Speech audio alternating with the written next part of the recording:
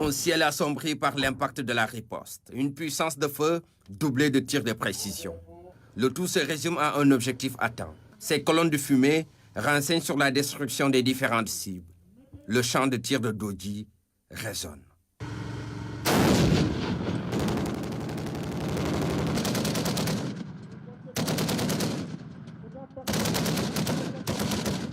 Il s'agit de la manœuvre nationale Ferlo 2022.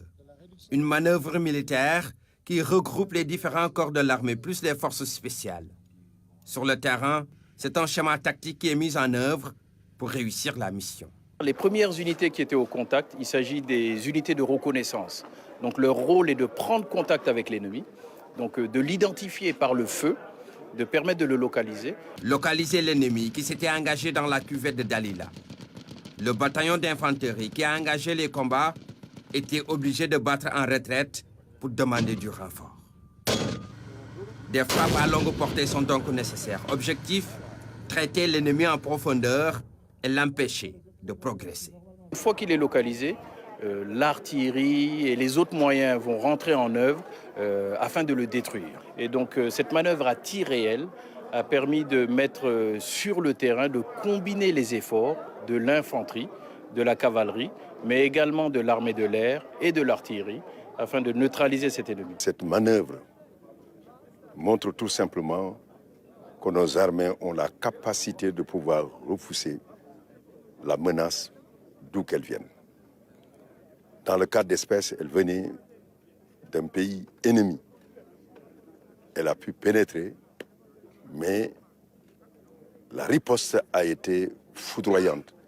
Une riposte foudroyante, inhérente à la puissance de feu de l'armée. Un message codé, plein de sens. Dans l'expression de ce que nous avons connu ici, c'est une souveraineté. Et elle est nécessaire, elle explique ici, surtout c'est ça le message le plus important, qui a la capacité à la fois d'utiliser le classique, l'hybride et l'asymétrique. Ce sont ces trois éléments confondus parce que nous étions avec la manœuvre Falémé essentiellement sur l'antiterrorisme. Mais ici, nous avons vu qu'avec les guerres qui peuvent être déclenchées, comme celle que nous connaissons avec l'Ukraine, toutes les armées du monde s'organisent à revenir sur les fondamentaux, sur le classique. C'est une manière de faire face aux menaces diverses. C'est pourquoi le thème de cette manœuvre porte sur un ennemi conventionnel avec des modes d'action hybrides. Il s'agit d'un État qui vient agresser le Sénégal en ayant des revendications territoriales et qui se sert à la fois des modes d'action conventionnels, c'est-à-dire ce que l'armée fait normalement, une armée contre une autre armée, mais également en utilisant la population, en utilisant des modes d'action terroristes tels que les attentats, le piégeage et autres. Donc il s'agissait pour nous de tester nos capacités à faire face à des menaces complexes. Une manœuvre à balles réelles, tout en mettant en œuvre les moyens des différentes composantes de nos armées.